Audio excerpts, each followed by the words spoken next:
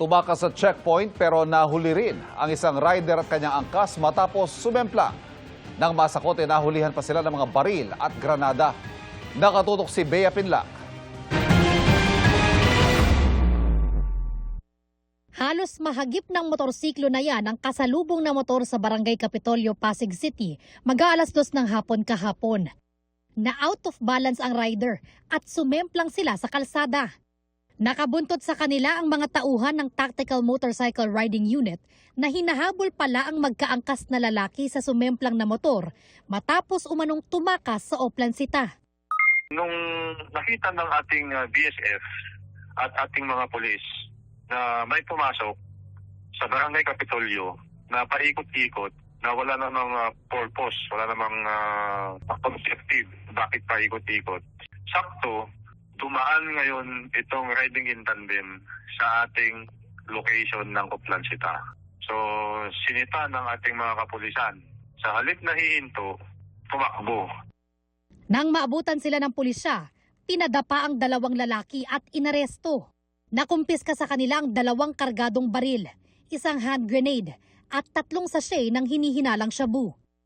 Nag-recover din tayo ng mga karnaping paraphernalia, yung mga improvised na fuse na kung saan na pag sinaksak nila yan sa motor na kailang nanakawin, aandar to. At pati mismo yung motor na gamit nila, lumalabas, karnap vehicle. Base sa records ng pulisya, dati nang nakulong ang mga sospek dahil sa iligal na droga at paglabag sa Anti-Carnapping Act. Mahaharap sila sa reklamong disobedience to a person in authority, reckless imprudence resulting in physical injuries and damage to property, illegal possession of firearms at explosives, at paglabag sa Comprehensive Dangerous Drugs Act. Bea Pinlac, nakatutok 24 oras. Dinala sa Pilipinas ng US Marines ang isang remote-controlled anti-ship missile system na may kakayahang tamaan ang mga barko mula sa malayo para sa balikatan exercises. Nakatutok si Chino Gaston. Sa dulo ng airport sa Basco, Batanes, nakapwesto ang Navy Marine Expeditionary Ship Interdiction System o NEMESIS, isang anti-ship missile system na kayang tamaan ng mga barko sa layong 185 kilometers. Ito ang gamit ng US Marines para bantayan ng mga strait o channels kagaya ng Bashi Channel sa pagitan ng Batanes at Taiwan. Dahil semi-autonomous ang NEMESIS, hindi nalalagay sa panganib ang mga taong nag-ooperate nito tuwing gyera. Autonomous system ito, no? Kung titingnan, no? Wala siyang driver. So, remote control at pwedeng utusan pumunta sa ibang parte ng isla, doon pumwesto, at doon iputok ang kanyang missiles laban sa mga dumadaang barko. Dinala ang missile system sa Pilipinas bilang bahagi ng Balikatan 2026 exercises na layong paigtingin ang pagsasanib puwersa ng Pilipinas, US at ibang kaalyadong bansa tulad ng Japan, Australia at Canada. Bukod sa mga US aircraft, namataan din sa Clark Air Base ang Japanese military seaplane. Nakatakdang ilipat ang NEMESIS sa ibang parte ng North Luzon gamit ang mga C-130 aircraft ng US Air Force. So the NEMESIS system is a autonomous missile system that is used for shoreline security. It's essentially just to help with protection of our straits and sea lines. Sa rami ng live fire exercises ng Balikatan sa darating na linggo, hindi maiwasan na may mga hamon sa pagtiyak ng kaligtasan ng mga sibilyang nakatira malapit sa mga exercise site. Kanina namigay ng ayuda si Defense Secretary Gilberto Teodoro Jr. sa mga mangingisdang ilang araw na bawal pumalaot sa mga dagat na bahagi ng Balikatan exercises. Sa datos ng lokal na pamahalaan, mahigit 700 ang maapektuhan.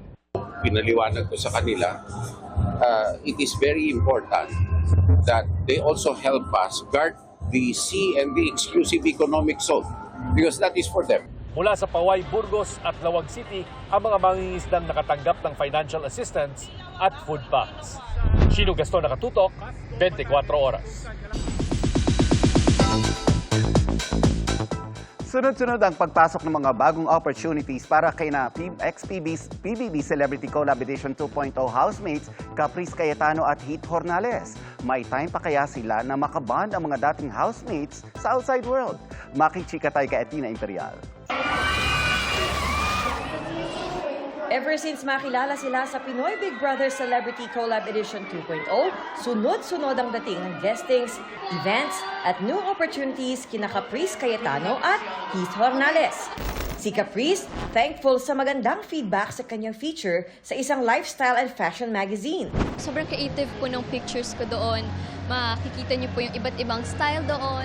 Last weekend, in-announce na ang pagbibidahang series ng Kapith na You're My Favorite Song Series. Makakasama nila ang kapwa PBB alumni na sina Marco Massa at John Clifford.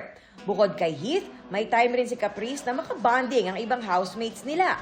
Napakasaya ko po na tuwing makakasama ko po yung mga ex-housemates dahil sobrang lakas na po ng bond po namin sa bahay. Tapos ngayon, mas masaya pa po na nakakasama ko sila in the outside world. Open na open po ako na maka-work silang lahat. Ngayon po, ang masasabi ko lang po ay abangan nyo na lang po yung mga hinahanda naming shows soon. Athena Imperial updated sa Showbiz Happenings. Hinabol at biglang tinulak ng lalaking yan ang isang madre sa East Jerusalem. Naglakad pala yung lalaki pero tila hindi pa nakontento, tinadyakan pa ang madre. Agad tinulungan ng mga saksi ang madreng nagtamo ng galos sa mukha. Inaresto ang lalaki na kinumpirma ng Israeli police na isang religious Jewish man. Wala pa pahayag ang lalaki. Nangyari ito sa gitna ng lumalalang harassment ng Jewish extremists sa mga Kristiyano sa Jerusalem.